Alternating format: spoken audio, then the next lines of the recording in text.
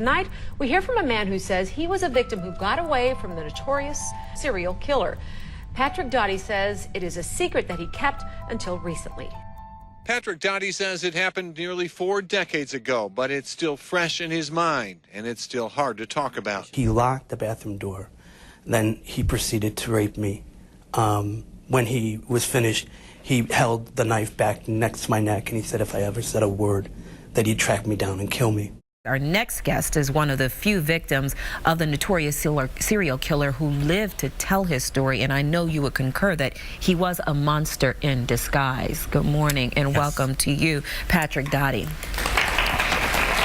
So you're one of the rare people, few people that can talk about your experience with John Wayne Gacy. You were 9 years old. What happened? It was a winter day. It was in January, and I was with my brother, and there was a department store that used to be on Belmont and Central called Goldblatt's. We pulled together our change, bought some candy in the candy department, and then we decided that we were going to play hide and go seek. And so after I started looking for them, I needed to use the restroom. And while I was in the bathroom, there was this person in the stall next to me, and I heard him get up. And then all of a sudden, I heard a lock of the bathroom door, and he then ripped my clothes off, and he proceeded to rape me. When he finished raping me, he held a knife back to my neck, and he said, if you ever say anything, I'll track you down and I'll kill you. What did you do after that? My initial instinct was to get up, get my jacket, my clothes back on, and run home. And I totally forgot my brother and my friend and my cousin were still there. So when he came home, he beat you up for leaving the department store. Yeah. Beat me up until I was bleeding, because he was angry, because he was responsible for watching me. And did you tell him? You didn't tell him what happened to you? No. The thing about me was that, like most men, you hide from abuse. Since I've gone viral and with social media, I've had 2 guys on Facebook that have actually reached out to me and said, I was a victim of Gacy, and I'm so proud of what you're doing. I could never say what you're doing. And that's why I'm doing what I'm doing, because there's so many children out there that hide. And I was one of those statistics.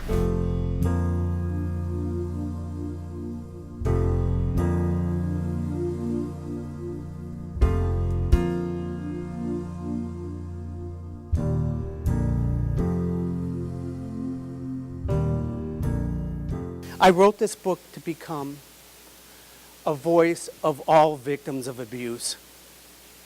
Each person who has ever suffered sexual abuse, bullying, or the need to hide who they really are. Do you hear that sound? That's the sound of a bathroom door being locked. When I first heard that sound, I was 9 years old. A few years later, he beat me so bad, my parents had to take me to the hospital emergency room. When the doctor asked my father what had happened, my dad said what he had always said: boys will be boys. So my bully felt free to be my bully. I lived more than 30 years of my life not telling. Then, my bully forced me to come out. And that's how my recent journey, my journey of the last few years, led me here tonight.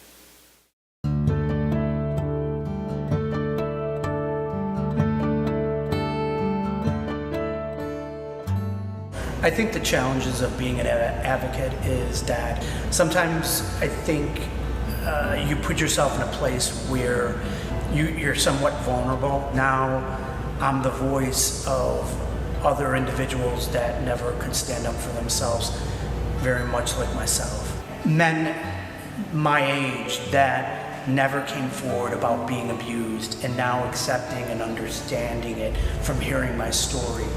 It's mothers that are researching and wanting to find out why their children or their child is not vocal like they were before, and why they're distancing themselves from their normal life. It's people researching what I've gone through and kind of taking from my story how it is impacting their family or their children.